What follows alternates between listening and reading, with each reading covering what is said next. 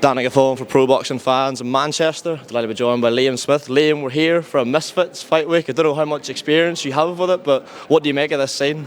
Yeah, not much experience. Obviously, only clips I've watched on the telly, and obviously, with the Jake Paul, KSI, the Logan Paul situation, that it's growing, shall we say? But it's a new aim, it's a new audience, it's a big audience for what it is, and it's taken off and it's doing well. Where do you stand on the debate? I've seen in professional boxing, a lot of people, you touch on the eyeballs it brings, young people who potentially wouldn't be watching boxing, but then there's the counter argument that it takes opportunities and TV slots away from more established, more seasoned fighters. Of course, look, I think it's unbelievable for what it is. I remember getting when I posted about, I think it was Logan and KSI. I remember, Was that when Billy and that fought in the undercard? Saunders? Yeah, great for what it is, but they sell it. If you announce they're doing maybe not an exhibition with a winner, or don't really announce them as a white collar, but they're just having a celebrity boxer matchup, it sells. They still bring their own audience, they've got their own fans, they're huge names in what they do. They're not really professional boxers. Jake Paul, great what he's doing. He's got the best of everything. He's trying to box, he's trying to learn. But if you're going to do that, go into the boxing route. He's had probably 8-9 fights or whatever he's had, and he's fought 3 UFC fighters, an NBA star or NFL star, whatever it may be. Let's put it down. Jake Paul's records. Mike Tyson got Jake Paul on his box records. It shouldn't be a professional fight. Do you understand what I mean? And that's my only issue with it. Them selling arenas out, unbelievable, great, bringing new eyes to boxing, bringing more eyes to boxing, and if boxers benefit off it, then brilliant. I'm all for it, but I just think there's ways to position it, you know what I mean, and put it into place. And like I said, it shouldn't be on professional boxing records unless they're going into the boxing rankings and the boxing world. Let's talk about the actual specific reason you're here. Darren Till, a man who's spent a lot of time with yourself in the gym at the Rotunda. Now, unlike a lot of boxers you see in these cards, Darren's got plenty of combat sports experience at the top level, top MMA fighter, top Muay Thai striker. How has he transitioned for your eye to professional boxing? Obviously completely different to what he's been training before. Yeah, transitioned very well. Got better over the 12 months that I've been in and around him, but has really tried to get better. Hasn't just took it for what it is, thinking, no, I'm a fighter, and he's done his whole life. He is a fighter, do you know what I mean? He's had combat sports his whole life. So, but he's given it the respect it deserves. He hasn't just thought, no, I can fight. Let's have a fight. He's tried to learn. He's been in the gym. He's done everything asked of him, and he has really put his mind to boxing. Changed bits what he needed to. A UFC fighter's not going to be a good boxer unless they try to change into boxing ways. Their stance is different to the boxer's stance, and vice versa. A boxer goes into UFC and tries to do a boxing stance, it's no good. So, like I say, give him his due. He's tried everything he's needed to, and I'm looking forward to seeing him Saturday.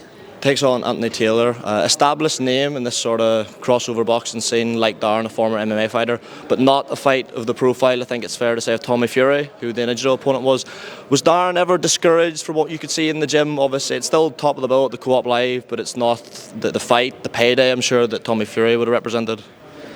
Obviously, I think he was sick, but I think he wanted, because how can you put it in a boxing sense? Tommy seems to be the top of the three. He's beat your KSIs, he's beat your Jake Pauls, and they're the two huge names in it at the moment. So Tommy's beat them both, even though he's probably not a bigger name as either of them two, which is crazy. Darren probably gets more money to fight Jake Paul or KSI than he does to fight Tommy, but Tommy's beat them two. That's just the way the business side to it works. But no, he was in the gym the next day. As soon as the pullout happened, he was in the gym. Obviously, he's had what he's got to say about Tommy and what he thinks about Tommy, John, and the rest. But discouraged, no. I think he was told he'll still be on the bill, so he still put his mind to it. Like I said, he give him his due again. The Anthony Taylor fight got made, and it's a fair bit of distance below the weight that Tommy was meant to fight, and Darren said, okay, I'll do it, and give him his due. He's going to do it. Just a couple on traditional boxing before I let you go. A fight I'm sure you're tired of being asked about. Don't know what you're on. What are you on about? A fight I'm sure you're tired of being asked about. Chris Eubank Jr. versus Conor Benn. Looks like finally agreed. Just how does it go? Who wins and how? Yeah, no, I'm like I say, I'm not the biggest fan, but I'm happy it's done now for their sakes. We'll stop seeing all the, all the bravado shite, all the things at weigh-ins and what have you. They'll get it on now. The better fighter will win, and then we see where it goes. It'll be a huge build-up. It'll be a huge show, and get one that I maybe be a part of, but we'll see in the future.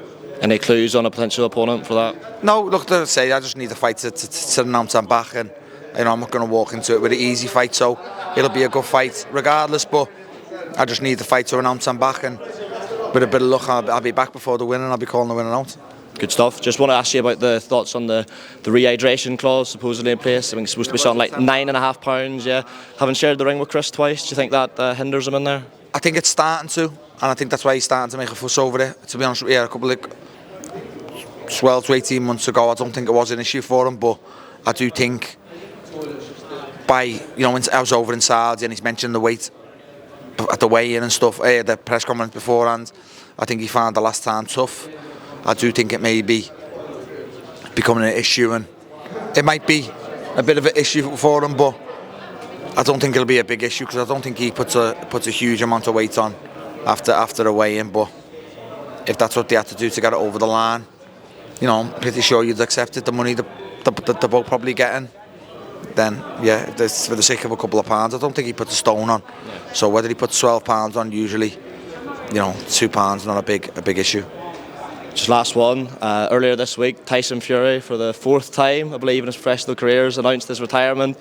Splits opinions. Do you think we've seen the last of him in a professional boxing ring? No, definitely not. But, when you're at that level and you're that big a name and that, high up in the boxing world, in the heavyweight division, you can retire, come back and still walk yourself into a big fight. We can't really... Other fighters can't do that because you come out of all the rankings and what have you. But when you're the name of Tyson Fury and the stature he is, he can do it, as we've seen 3 times before, if that makes sense. So yeah, he can retire now, have talks in the background, come out of retirement in June and fight Joshua in July, whatever. No one will argue with that. So yeah, I think we've known Tyson Fury's character. He wakes up and says what he's thinking, and by all accounts, he's thought of retirement, so he's retired.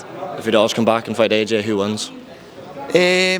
Look, a great fight. I've always said I think Tyson, because he didn't know how to lose. Obviously, I know he's lost twice to Usyk now. Again, I think it's a great fight now because it's what they've got left. They're both coming off the back of defeats. Joshua's coming off the back of a devastating one to Dubois. So, look, it'll be interesting. It'll be very interesting. And again, it's still one I'd love to see. Liam, thanks very much for your time, mate. Cheers. Thank you.